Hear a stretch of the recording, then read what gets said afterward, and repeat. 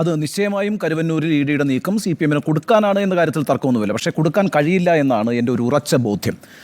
ഇന്നിപ്പോൾ പ്രചരിച്ചുകൊണ്ടിരിക്കുന്ന വാർത്ത എന്ന് പറയുന്നത് CPM-ന്റെ 29 കോടി രൂപയുടെ സ്വത്തെന്തോ ഫ്രീസ് ചെയ്തു എന്നുള്ള മട്ടിലാണ്. അങ്ങനെയല്ലല്ലോ ആ വാർത്ത.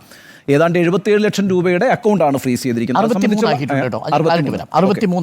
ശരി, അപ്പോൾ 63 ലക്ഷം രൂപയുടെ അക്കൗണ്ടാണ് CPM-ന്റെ ഫ്രീസ് ചെയ്തിരിക്കുന്നത്. പിന്നെ ലോക്കൽ കമ്മിറ്റി ഓഫീസ് പണിയുന്നതിനായിട്ട് 5 സെൻറ്റ് സ്ഥലവും. നോക്കൂ, വളരെ പ്രധാനപ്പെട്ട ഒരു കാര്യം, കേരളത്തിൽ 4800 സഹകരണ ബാങ്കുകളുണ്ട്. ഈ 4800 സഹകരണ ബാങ്കിൽ ഒരു റഫ് എസ്റ്റിമേറ്റാണ് ഞാൻ പറയുന്നത്, 60% മുകളിൽ ബാങ്കുകളും ഭരിച്ചുകൊണ്ടിരിക്കുന്നത് CPM-ഓ ഇടതുപക്ഷ മുന്നണിയോ ആണ്. അത് ഇന്നലെയോ അല്ല അവർക്ക് ആ രാഷ്ട്രീയ ആധിപത്യം കിട്ടിയിട്ടുള്ളത്. കഴിഞ്ഞ 4-5 പതിറ്റാണ്ടുകളായിട്ട് കേരളത്തിലെ സഹകരണ ബാങ്കുകളുടെ ഭരണസമിതി എന്ന് പറയുന്നത് ഏകപക്ഷീയമായി തന്നെ CPM-ന്റെ ആധിപത്യത്തിലാണ് നമുക്കറിയാം.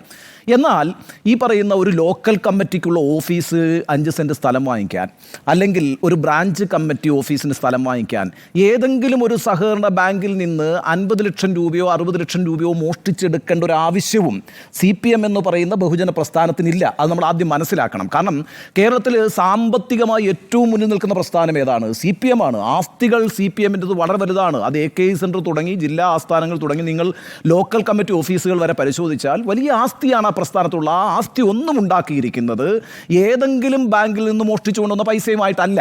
ഇനി വളരെ പ്രധാനപ്പെട്ട ഒരു കാര്യം, ഈ പറയുന്ന ഈ 5 സെൻറ്റ് സ്ഥലം ലോക്കൽ കമ്മിറ്റിക്ക് വാങ്ങിച്ചതും അതുപോലെ തന്നെ ഈ 77 ലക്ഷം രൂപ ബാങ്ക് അക്കൗണ്ടുകളിൽ ഉള്ളതും കരുവന്നൂർ ബാങ്കിൽ നിന്ന് നേരിട്ട് ഇങ്ങോട്ട് വന്നതാണെന്ന് തെളിയിക്കാൻ കഴിയണം ഇഡിക്ക്.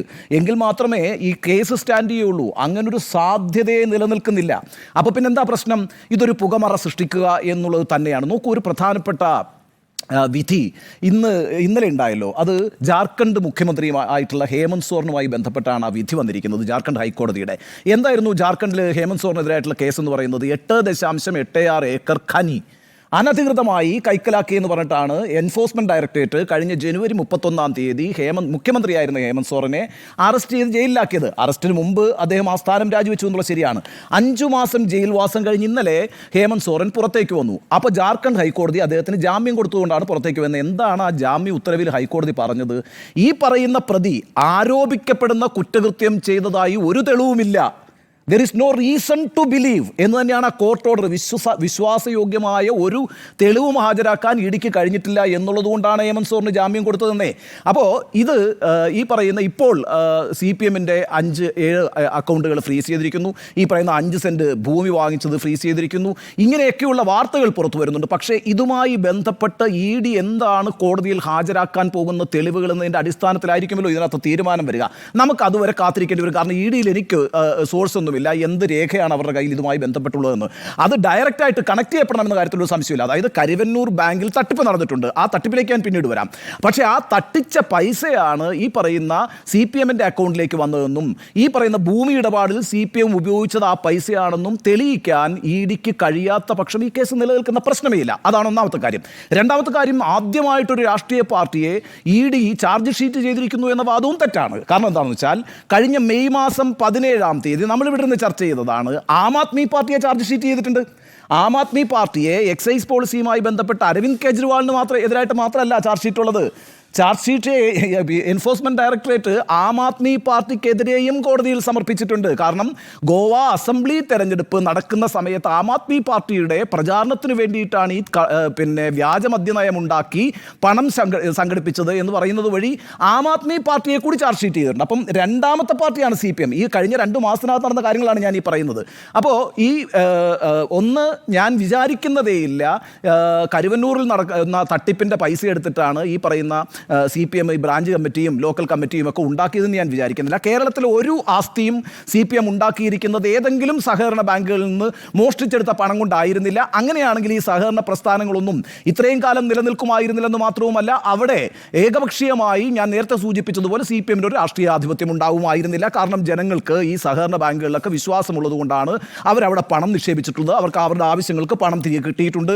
അവർക്ക് ലോണുകൾ ലഭിക്കുന്നുണ്ട്. അവർക്ക് വിദ്യാഭ്യാസ ആവശ്യങ്ങൾക്കായിട്ടുള്ള പണം ലഭിക്കുന്നുണ്ട്. അവർക്ക് ചികിത്സ ചികിത്സയ്ക്കായുള്ള പണം ലഭിക്കുന്നുണ്ട്.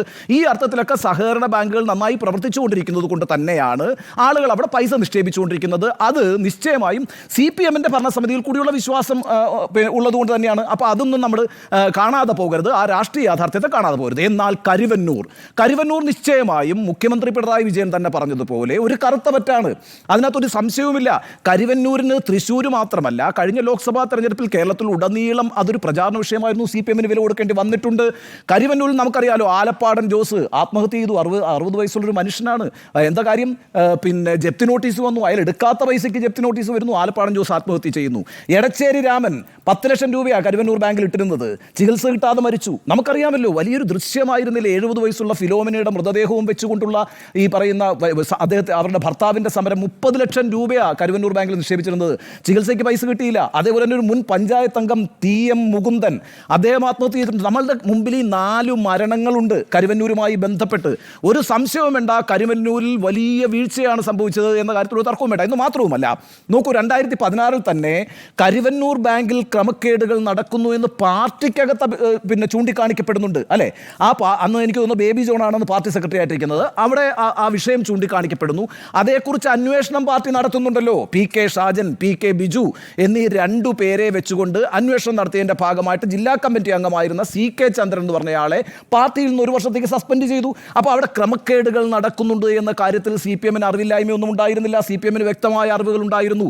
എന്നിട്ടും അതിനെ നിയന്ത്രിക്കുന്നതിനകത്ത് പാർട്ടി വീഴ്ച വരുത്തിയിട്ടുണ്ടോ എന്നുള്ളതാണ് പ്രധാനപ്പെട്ട ചോദ്യം. അങ്ങനെയെങ്കിൽ പാർട്ടിയുടെ താല്പര്യം എന്തായിരുന്നു? അതിന് CPM മറുപടി പറയേണ്ടി വരും. നോക്കൂ, ഇതൊരു ചെറിയ കാര്യമൊന്നുമല്ല. ഇപ്പോൾ തൃശ്ശൂർ തെരഞ്ഞെടുപ്പിൽ, ലോക്സഭാ തെരഞ്ഞെടുപ്പിൽ ഈ കരുവന്നൂർ ഇരിക്കുന്നത് ഇരിങ്ങാലക്കുട മണ്ഡലമാണ്. ഇരിങ്ങാലക്കുട മണ്ഡലത്തിൽ 1ാം സ്ഥാനത്ത് വന്ന ആരാന്നറിയാവോ? സുരേഷ് ഗോപിയാണ്. 2ാം സ്ഥാനത്ത് ആരാന്നറിയാവോ? K മുരളീധരനാണ്.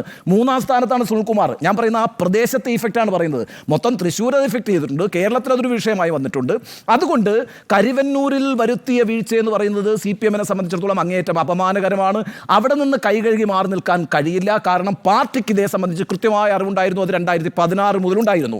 ഇനി 2018-19 വർഷം സഹകരണ രജിസ്ട്രാർ നടത്തിയ ഓഡിറ്റിൽ ഇത് കണ്ടുപിടിക്കുന്നുണ്ട്. ഏതാണ്ട് 150 കോടി രൂപയോളം ക്രമക്കേട ബാങ്കിൽ നടന്നിട്ടുണ്ട് എന്നുള്ള സഹകരണ വകുപ്പ് രജിസ്ട്രാറിൻ്റെ റിപ്പോർട്ടാണ്. 300 കോടി എന്ന് ED പറയുന്നു, അല്ലെങ്കിൽ 250 കോടി എന്ന് പിന്നെ മാധ്യമങ്ങൾ പറയുന്നു. എത്രയാണെന്ന് നമുക്കറിയില്ല. പക്ഷേ സഹകരണ വകുപ്പ് രജിസ്ട്രാറിൻ്റെ കണ്ടെത്തലിൽ ഏതാണ്ട് 150 കോടിക്ക് അടുപ്പിച്ച് പിന്നെ വലിയ ക്രമക്കേടുകൾ അവിടെ നടന്നു എന്ന് പറയുന്നു. അതിൻ്റെ അടിസ്ഥാനത്തിൽ ഇരിങ്ങാലക്കുട പോലീസ് ഈ കാര്യം അന്വേഷിക്കുന്നു. 16 FIR ആണ് ക്രൈംബ്രാഞ്ച് ഇട്ടത്. 16 FIR. ആ ക്രൈംബ്രാഞ്ച് ഇട്ട FIR-ൻ്റെ അടിസ്ഥാനത്തിലാണല്ലോ ഈ പറയുന്ന എൻഫോഴ്സ്മെൻറ്റ് ഡയറക്ടറേറ്റ് അവിടെ എൻട്രി ചെയ്യുന്നത് അല്ലേ? പ്രൊസീഡ്സ് ഓഫ് ക്രൈം വെച്ചുകൊണ്ട് ഈ കള്ളപ്പണം വെളുപ്പിച്ചു എന്ന പ്രശ്നത്തിലേക്ക് എൻട്രി ചെയ്യുന്നത്. ഇവിടെ ഈ പറയുന്ന എൻഫോഴ്സ്മെൻറ്റ് ഡയറക്ടറേറ്റിൻ്റെ ലക്ഷ്യം എന്ത് തന്നെയായാലും ഇപ്പോൾ ഇവർ ഈ കാണിച്ചിരിക്കുന്ന കാര്യം ഒരു പുകമറയാണ് എന്ന് ഞാൻ വിചാരിക്കുന്നു. അത് കോടതിയിൽ ഇവർക്ക് തെളിയിക്കാൻ കഴിയുമെന്ന് ഞാൻ വിചാരിക്കുന്നത്. അത് ഞാൻ നേരത്തെ പറഞ്ഞ കാര്യമാണ്. ഒരു കാരണവശാലും കരുവന്നൂരിൽ തട്ടിച്ച ഒരു പണം അവിടെ നിന്ന് നേരെ CPM-ന്റെ അക്കൗണ്ടിലേക്ക് വന്നു, MM വർഗീസിൻ്റെ അക്കൗണ്ടിലേക്ക് വന്നു എന്ന് പറയുന്നൊരു കാര്യം സ്ഥിരീകരിക്കാൻ കഴിയാത്തതാണ്. അത് തെളിയിക്കാനും കഴിയില്ല. പക്ഷേ കാരണം ഇനി എന്നിട്ട് തെളിയിക്കാൻ കഴിയാത്തൊരു കാര്യവുമായിട്ട് ED എന്തുകൊണ്ട് മുന്നോട്ട് പോകുന്നു എന്ന് ചോദിച്ചാൽ അതിൻ്റെ ഉദാഹരണമാണ് ഞാൻ നേരത്തെ പറഞ്ഞ ഹേമന്ത് സോറിൻ്റെ കേസ്. 5 മാസം വന്നേ ഒരാളെ പിടിച്ച് ജയിലിട്ടത്. എന്നിട്ട് കോടതി പറയുകയാണ് ഇയാൾ ഈ കുറ്റം ചെയ്തും തെളിയിക്കാവുന്ന ഒരു കാര്യവും നിങ്ങളുടെ കയ്യിലില്ല, അതുകൊണ്ട് ജാമ്യം കൊടുക്കുകയാണെന്നാണ് പറഞ്ഞത്. അപ്പോൾ ഇതൊക്കെ വരും ദിവസങ്ങളിൽ സംഭവിക്കും. ആം ആദ്മി പാർട്ടിക്കെതിരെ ചാർജ് ഷീറ്റ് ചെയ്തതുപോലെ തന്നെ CPM-നെതിരെയും ചാർജ് ഷീറ്റ് ചെയ്തിട്ടുണ്ട്.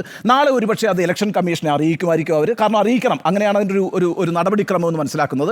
പക്ഷേ ഇതൊന്നും തെളിയിക്കാൻ കഴിയില്ല. എങ്കിലും ഞാൻ ആവർത്തിച്ച് പറയുന്നു, കരുവന്നൂർ എന്ന് പറയുന്നത് മുഖ്യമന്ത്രിയുടെ വാക്കെടുത്താൽ തന്നെ കറുത്ത വറ്റാണ്. അത് CPM-നെ സംബന്ധിച്ചിടത്തോളം അങ്ങേറ്റം അപമാനകരമായൊരു സംഭവമാണ്. CPM-ന്റെ വിശ്വാസ്യതയെ ചോദ്യം ചെയ്യുന്ന സംഭവമാണ്. അവിടെ നടക്കാൻ പാടില്ലാത്ത കാര്യങ്ങളാണ് നടന്നിട്ടുള്ളത്. അതിൽ പാർട്ടി പ്രവർത്തകർക്ക് പങ്കുണ്ട്. പാർട്ടി നേതൃത്വത്തിന് അതിനെ സംബന്ധിച്ച് അറിവുണ്ടായിരുന്നിരിക്കണമെന്ന് ഞാൻ വിചാരിക്കുന്നു. കാരണം ഓരോ ജില്ലയിലെയും സഹകരണ ബാങ്കുകളിൽ എങ്ങനെ പ്രവർത്തിക്കണം എന്നതിനെ സംബന്ധിച്ച് ജില്ലാ ഘടകത്തിനൊരു യൂണിറ്റ് ഉണ്ട്. CPM-ൻ്റെ ഒരു മെക്കാനിസം ആണത്. അവരത് പരിശോധിച്ചുകൊണ്ടിരിക്കും, അവരത് നിരീക്ഷിച്ചുകൊണ്ടിരിക്കും. അങ്ങനെ ഒരു മെക്കാനിസം വെച്ചുകൊണ്ടാണ് ഈ പറയുന്ന സഹകരണ ബാങ്കുകളൊക്കെ CPM നിയന്ത്രിച്ചുകൊണ്ടിരിക്കുന്നത്. അവിടെ അവർക്കത് ബോധ്യപ്പെടാൻ കഴിഞ്ഞില്ല എങ്കിൽ, അഥവാ ബോധ്യപ്പെട്ടിട്ടും അക്കാര്യത്തിലൊരു നടപടിയെടുത്ത് മുന്നോട്ട് പോകാൻ കഴിഞ്ഞില്ല എങ്കിൽ അത് വലിയ തെറ്റാണ്. കാരണം പാവപ്പെട്ട കർഷകരുടെ, ഇഷ്ടിക തൊഴിലാളികളുടെ, കൂലിപ്പണിക്കാരുടെ 11,000 അംഗങ്ങളാണ് കേട്ടോ ഈ പറയുന്ന കരുവന്നൂർ ബാങ്കിൽ പണം നിക്ഷേപിച്ചിരിക്കുന്നത്. എല്ലാവരും സാധാരണക്കാരായിട്ടുള്ള മനുഷ്യരാണ്.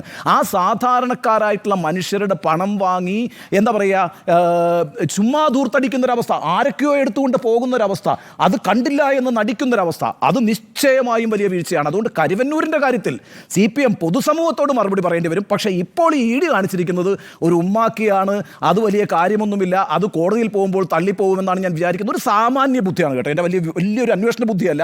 കാരണം കരുവന്നൂരിൽ നിന്നുള്ള പണം നേരിട്ട് പിന്നെ ഈ പറയുന്ന CPMൻ്റെ അക്കൗണ്ടിൽ വന്ന് CPM ആ പണം ഉപയോഗിച്ച് പാർട്ടി സ്ഥാപനത്തിന് വേണ്ടി ചെലവഴിക്കുകയോ പ്രചാരണത്തിന് വേണ്ടി ചെലവഴിക്കുകയോ പിന്നെ ബ്രാഞ്ച് കമ്മിറ്റിയോ ലോക്കൽ കമ്മിറ്റിക്കോ വേണ്ടി ഭൂമി അക്വയർ ചെയ്യുകയോ ചെയ്തു എന്ന് തെളിയിക്കാൻ കഴിയണം. അത് ഇറ്റ് ഈസ് ഇമ്പോസിബിൾ എന്നാണ് ഞാൻ വിചാരിക്കുന്നത്. അതുകൊണ്ട് ഇത് തള്ളിപ്പോകും, കൊടുക്കാനുള്ള ശ്രമമൊന്നും നടക്കില്ല, CPM കുടുങ്ങുകയുമില്ല. CPM കുടുങ്ങുന്നത് എവിടെയാണ്? പൊതുജനങ്ങൾക്ക് മുമ്പിലാണ്. അവരോട് CPM ആൻസറബിൾ ആണ്. They have to correct it. അത് കറക്റ്റ് ചെയ്ത് കൈ കഴുകി വൃത്തിയാക്കേണ്ട ചുമതല CPMനുണ്ട്. EDയുടേത് ഒരു ഒളിപ്പോരാണ് എന്ന് ഞാൻ വിചാരിക്കുന്നു.